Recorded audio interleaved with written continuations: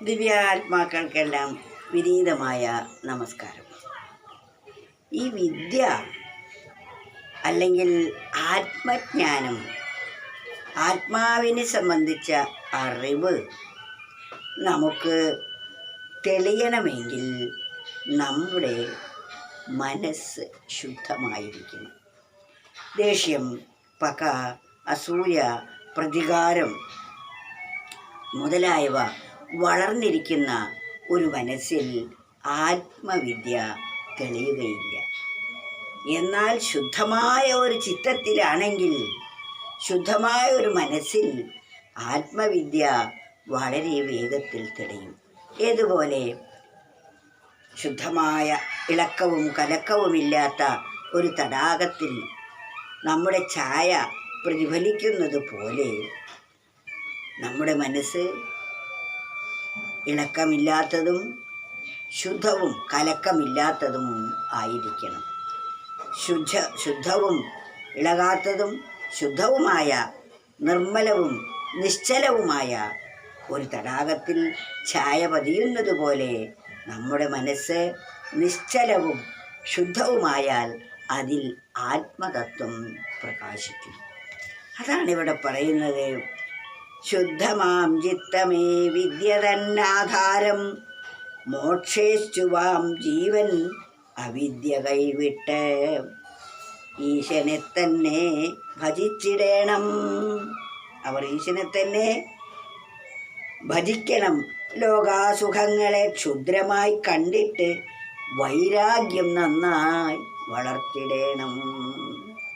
ഈ പ്രപഞ്ച വസ്തുക്കളോടൊക്കെ വിരക്തി ഉണ്ടാവും. ലോകസുഖങ്ങളൊക്കെ അനിത്യവും ക്ഷണികവും തുച്ഛവുമാണെന്ന് ബോധിക്കുന്നതിനെയാണ് വിരക്തി എന്ന് പറയുന്നത്. ആ വിരക്തി നാം വളർത്തിയിരിക്കണം. ശുദ്ധമാം ചിത്തമേ വിദ്യ തന്നെ ആധാരം. ശുദ്ധമായ മനസ്സാണ് വിദ്യയ്ക്ക് ഇരിപ്പിടമായിരിക്കുന്നത്.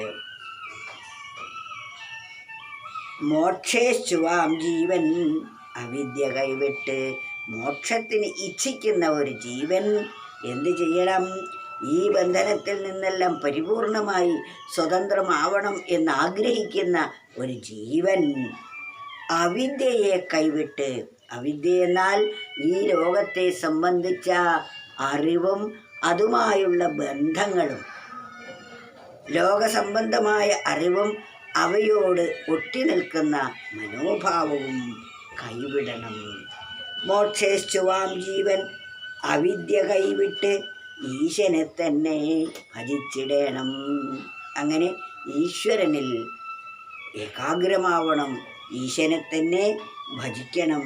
ലോകാസുഖങ്ങളെ ക്ഷുദ്രമായി കണ്ടിട്ട് ഈ ലോകത്തിലെ സുഖങ്ങളൊക്കെ നിസാരമാണെന്ന് ബോധിച്ച് വൈരാഗ്യം നന്നായി വളർത്തിടേണം. ഈ പ്രപഞ്ച വസ്തുക്കൾ തുച്ഛമാണെന്ന് ബോധിക്കുമ്പോൾ സ്വാഭാവികമായും അവയിൽ വിരക്തി വരും.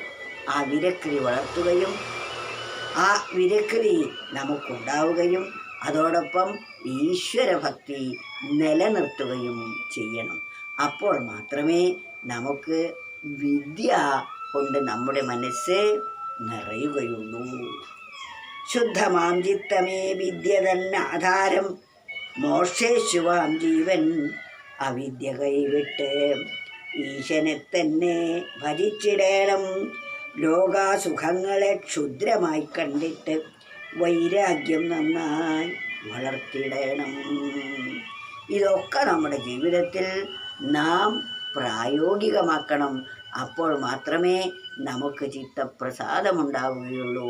പരമമായ നിർവൃതിയും സന്തോഷവും സംതൃപ്തിയും നമ്മുടെ ജീവിതത്തിൽ കൈവരിക്കാൻ സാധിക്കുകയുള്ളൂ. നാം ചെയ്യേണ്ടതായ സ്വധർമ്മം, ഒഴിച്ചുകൂടാൻ പാടില്ലാത്ത സ്വധർമ്മമുണ്ട്. ആ സ്വധർമ്മം നാം അനുഷ്ഠിക്കുക തന്നെ വേണം. ആ കർമ്മങ്ങൾ വിട്ട് എവിടെ പോയാലും നമുക്ക് മനസ്വസ്ഥത കൈവരിക്കാൻ സാധിക്കുകയില്ല. നമുക്ക് ആശ്രിതരായവരെ, നാം സംരക്ഷിക്കപ്പെടേണ്ടവരെ സംരക്ഷിക്കുന്നത് തന്നെ ഈശ്വര പൂജയായി കണ്ടുകൊണ്ട് നാം സർവേശ്വരനിൽ നമ്മെ തന്നെ സമർപ്പിച്ചുള്ള പരിശുദ്ധമായ ഒരു മനസ്സിനെ വാർത്തെടുത്താൽ ആ മനസ്സ് തന്നെ ഈശ്വരൻ്റെ വാസസ്ഥാനമാണ്. അപ്രകാരം നമ്മുടെ മനസ്സിനെ നാം വാർത്തെടുക്കണം.